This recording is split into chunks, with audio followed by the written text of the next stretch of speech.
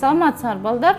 Бүгін біз химиялық формула жана теңдеме боюнча эсептөөлөрдү улантабыз. Жогоруда маселенин шартына таандык схема берилген. Бул маселеде М затынын массасы канчага барабар?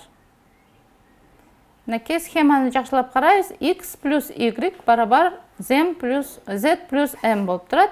Үстүндө массалары берилген. Жана 1 грамм Y калды деп калдыктагы берилген. Ошондуктан жакшылап карап, анан бул жерде кайсы законду колдонобуз? Туура, массанын сакталуу законун. Ал кандай айтылат? Реакцияга кирген заттардын массасы реакцияда пайда болгон продуктылардын массасынын суммасына барабар.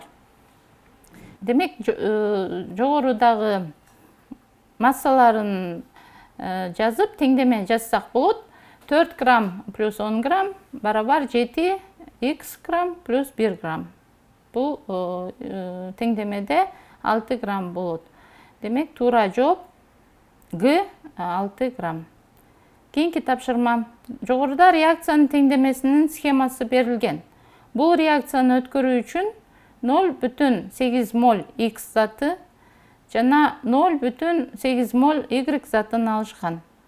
Натыйжада 0,4 моль Z заты алынды. Ошондо X заты толук сарпталган жана 0,2 моль Y заты калды. Бул реакциянын теңдемесинде N, M жана G коэффициенттери тиешелүү канчага барабар? Бул жерде бул тапшырманы аткаруу үчүн силер билишиңер керек. Эгерде заттардын массасы сакталуу законунда реакция чейинки реагенттердин массасы менен продуктылардын массасы бирдей болсо, бул молдук санга таралбайт. Молдук санда ар кандай болушу мүмкүн. Эгерде кошулуу реакциясы болсо, тескерисинче молдук сан азаят, ал эми ажыроо реакция болгондо молдук сан көбөйөт. Демек, молдук сан менен анын реакциядагы коэффициенттерге тең болуш керек экен. Ошондой пропорция түзөбүз же катыш түзөбүз. Бул мына X-тин молу, молдук саны, Y-тики, Z-тики жана алардын коэффициентине барабар болуш керек.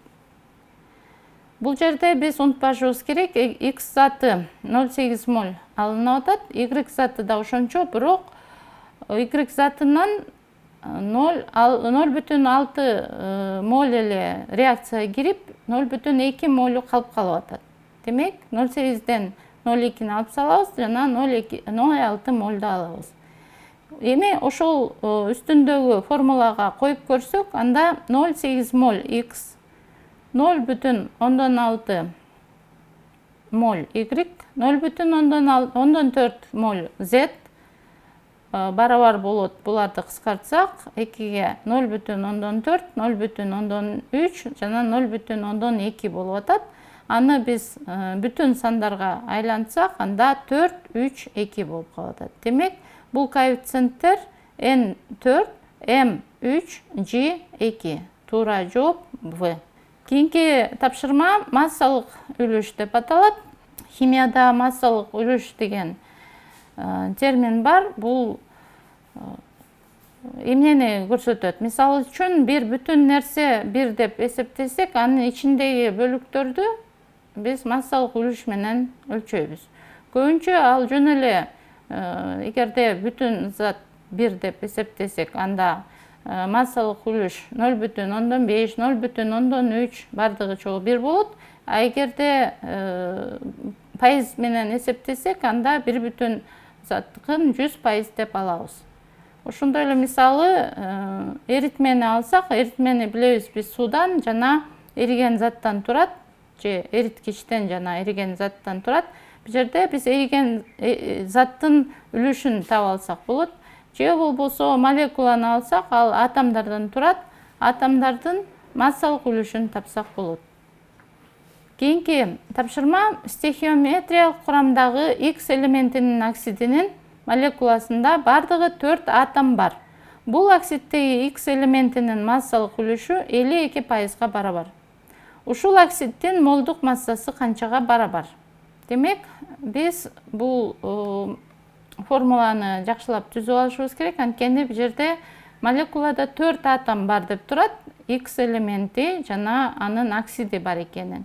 Демек, кийинки формула туура келет. XO3 бардыгы 4 атом болот. Пропорция түзөбүз. XO3 демек бүтүн заттын саны 100% болсо, анда X канча пайыз болот? 52% бизге белгилүү. Ошондуктан 100дөн 52-ни алып салсак 48% калат. Демек, кычкылтек 48% болсо, биз кычкылтекти атомдук массасы 16-га барабар экенин билесиңер. 16-ны 3-кө көбөйтсөк 48 болуп атат. Демек, 48% 48 граммга барабар болуп атат. 100% демек 100 граммга барабар. Демек, туура жооп Б. Ушуну менен биздин сабак аяктады. Силер өзүңөр тандаган окуу жайга ийгиликтүү өтүп кеткиле. Сак саламатта калгыла.